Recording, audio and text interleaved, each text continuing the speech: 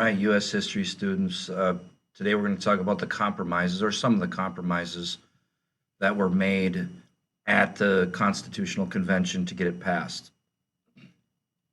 So, what larger states wanted, there's a large division at the convention between people from or delegates from large states and delegates from small states. What the larger states wanted, and this was proposed by James Madison, was a bicameral legislature. That's what we have today. That's like our House of Representatives and our Senate. There's two of them, so we call that a bicameral legislature. And the idea that Madison had is that in both of those bodies, representatives would be determined by the population of the state, which makes sense if you're from a large state, because then states that were large would have significantly more delegates. Smaller states like New Jersey did not think that was right.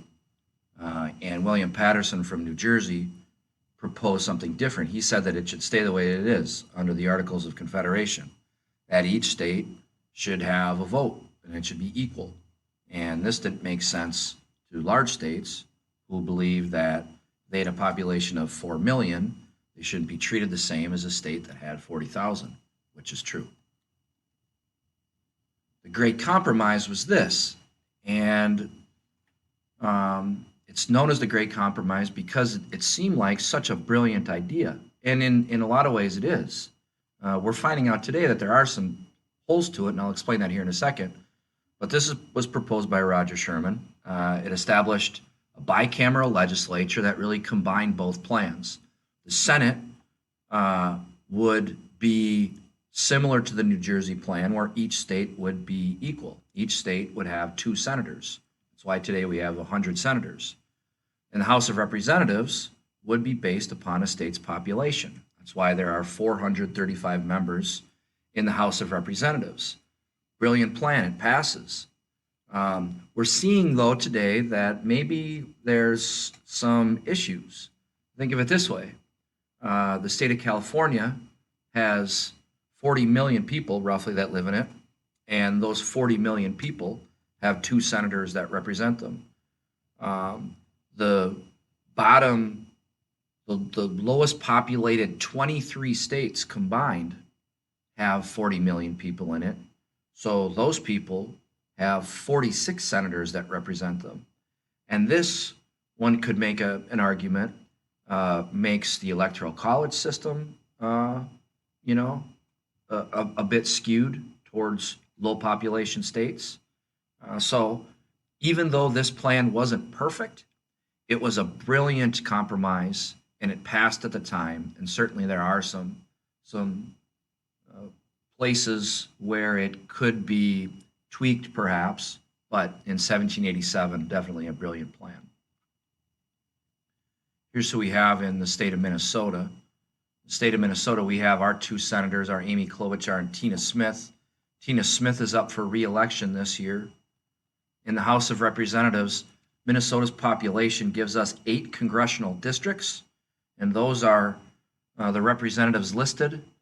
South St. Paul is in District 2. We are represented by Angie Craig. Betty McCollum, who represents District 4, and South St. Paul used to be in District 4, used to be in Betty McCollum's district.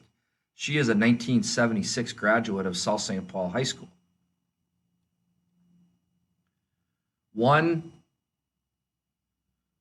complicating feature to this discussion at the Constitutional Convention is that they weren't ready to have a concrete discussion about slavery. Certainly there was recognition, even by slave owners like Thomas Jefferson, who wasn't necessarily a major player here, but he was certainly a scholar of the time. He'd written the Declaration of Independence. Jefferson called slavery the evil, the necessary evil in a paradox. He recognized that it was wrong, but he also believed that Southern society was too dependent upon it and couldn't change. So that's where things were at this point. But the question, the only topic that they really debated was how to count slaves towards the population, because that would impact the way that the House of Representatives was seated. Southern states would have more people. So what Southern states wanted is slaves to count towards a census number. That would give them more representatives in the House. Uh, Northern states didn't like that, obviously.